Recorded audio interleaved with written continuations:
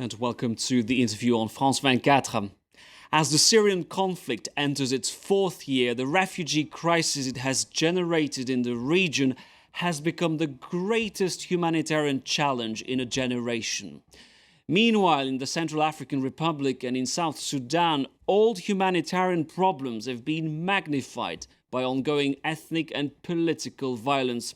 I'm joined in this program by the EU Commissioner for International Cooperation, Humanitarian Aid and Crisis Response, Kristalina Georgieva. Mrs. Georgieva, welcome to the interview. Thank you. I remind our viewers that the 28 EU member states, along with the European Commission, remain the world's largest relief donor. We're going to talk about the financial aspect in a moment, but I'd like to start with Syria, the greatest humanitarian catastrophe in the 21st century. 9 million refugees and displaced people. It's difficult for us, it's difficult for our viewers to understand, to appreciate the full extent of what's going on there. Well, this is like the whole population of Ireland and Croatia together being displaced, just to give our viewers a sense of magnitude of this crisis. And what is particularly troubling is that the conditions inside Syria are so terrible with the fighting and the economy collapsing that unless we manage to get more help to people inside the country, this fleeing across borders will continue. Close to 2.7 million people are now in the neighboring countries. I was recently in Kurdish Iraq. Mm-hmm. They have 230,000 Syrians, and yes, they still remember themselves being refugees, or they're very hospitable, but the burden is so heavy.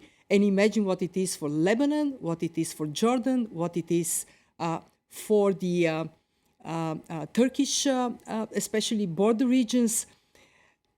It is enormous suffering to people, especially to children. I mean, every life crushed is a loss. But when it is the Syrian youth out of school, no hope for the future, that means not only that we now have a big problem, but we don't know how this country is going to be rebuilt when finally this madness ends. This madness, we know there is a total diplomatic deadlock. All Europe can do at this stage is provide aid, relief. But there is a sense of resignation around the world that the international community is totally powerless. And now I get the feeling that this crisis has been overshadowed by other emergencies, not least the diplomatic crisis in Ukraine. This is a problem for you. We are very worried about that. One, attention definitely has, for very understandable reasons, moved towards Ukraine. And yet Syria, from a security point of view, for the region and for Europe, is equally, if not more important. And two, because we are very anxious, how would the international community in a colder world be able to deal with these hot topics like Syria in the months to come? Meanwhile, the humanitarian community has one determination, and it is help as many people as possible. We in Europe have provided $3.5 billion, 2.7 billion euros in humanitarian aid, by far the biggest contribution. But more important than the money, we have been the most determined to push for UN Security Council resolution on access inside Syria.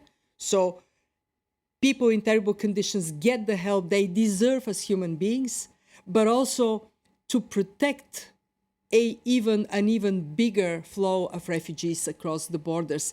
And we will continue to do our bit. But humanitarian aid, plaster on the wound. It does not stop the bleeding. As you said, Europe is doing a lot. What about your partners? I'm thinking of emerging countries, also the Gulf states. There is a sense in Europe that they're not stepping up to the plate. I was just in Dubai and in Riyadh, and the picture is a bit more nuanced. The Emirates, for example, have taken a very good step towards increasing their development assistance in humanitarian aid in a transparent manner. We have to engage more with the Gulf countries because we need, in this world of increased needs, we need all the donors that are there to come. And we also need to make sure that when we work in the field, we recognize them when they do something good. These crises, these emergencies cost a lot of money. You've raised the alarm because you spent in the first 2 months of 2014 a third of your annual budget. How will you cope? We live in extraordinary times. Not only we have the crisis in Syria that in its magnitude is overwhelming, but for the first time in history we have been dealing with 4 major emergencies simultaneously: Syria, Central African Republic, South Sudan, and the Philippines.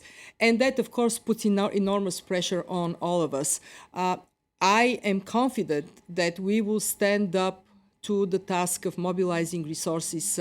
We need the support of the European Parliament. And you feel there is enough commitment at the level of the member states in these times of austerity, in these times of budget cuts? It is necessary to bring up this commitment, of course, but it is there. Europe, 20% of the world economy, 50% of humanitarian aid. Even during this crisis, we have retained this strong commitment. At the moment, what I'm appealing to is for our member states to understand one simple thing: humanitarian aid is different. It is life-saving and it requires funding immediately to be made available. And we work on finding a resolution that will bring help and hope to the most desperate people. Mrs. Commissioner, you mentioned the humanitarian crisis in the Central African Republic. A year ago, this impoverished African state descended into an ethnic conflict between the Muslim and Christian vigilante groups. Almost all of the country's 4.6 million people are in need of humanitarian crisis. The European Commission talks of ethnic cleansing on a very large scale.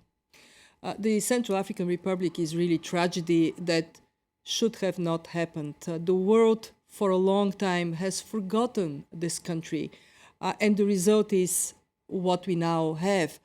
There used to be peace between the religious communities, tolerance, and only in one short year of collapse of the state and intense fighting, this is lost. We now have an announcement from the EU that a protection operation EU4 for the Central African Republic will indeed be implemented, 850 strong. On top of 6,000 soldiers on the ground, 4,000 yes. African soldiers, and 2,000 French soldiers. Is this enough, or is this too little, too late?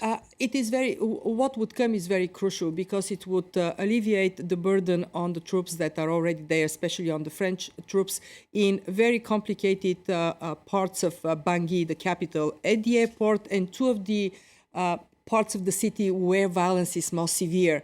But is it enough? No, I think we will have to mobilize as a world community to make sure that we have probably in the magnitude of 9,000 to 10,000 troops, so the whole country can be secured, that protection is provided to the Muslims who today are at highest risk, but also to the Christian community.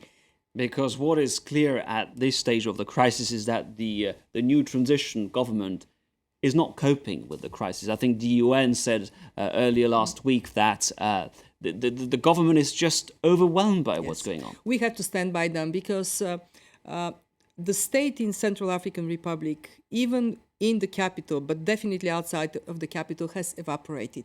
And for these new authorities to be able to cope, they need our support. We from the EU have mobilized already 250 million euros. We are the most reliable humanitarian donor, and also, I think, from a security point of view, the most stable to be there to fund and provide troops on the ground. We also need the United Nations to look at the Central African Republic as a priority, not to lose sight of it. And that's not the case today. You know, for us, for the world, this is new. We used to have one large crisis every so often. Now we have to live in a situation with multiple significant emergencies, and we have to learn to deal with all of them at the same time. And I can tell you, it's not an easy task, but we must do it. Some of them caused by political violence, ethnic tension, also climate-related problems we've seen. Definitely. This week, EU and African leaders are meeting in Brussels. It's a big gathering, Europe and Africa coming together. Europe says that it wants to offer Africa a partnership of equals. It's true that there is more to Africa, luckily, than humanitarian crisis. It's a country with a huge economic potential. What do you expect from this EU summit, EU-Africa summit? I do expect that there will be a launch of new era of relationship. 6 of the 10 fast-growing economies are in Africa, and it is of mutual interest to expand economic relations. I also expect that we will talk about the vulnerable places of Africa and how we can collectively improve security and stability there, and address climate change. Many of the countries in Africa live on the front line of climate change. Think of the Sahel or the Horn of Africa. And I think Europe and Africa are natural allies in this battle against what I believe is the toughest challenge of our generation. Kristalina Georgieva, I remind our viewers that you are the EU Commissioner for Humanitarian Aid and Crisis Response. Thank you very much for talking to us. Thank you for having me. And thank you for watching this edition of The Interview on France 24. Please stay with us for more news.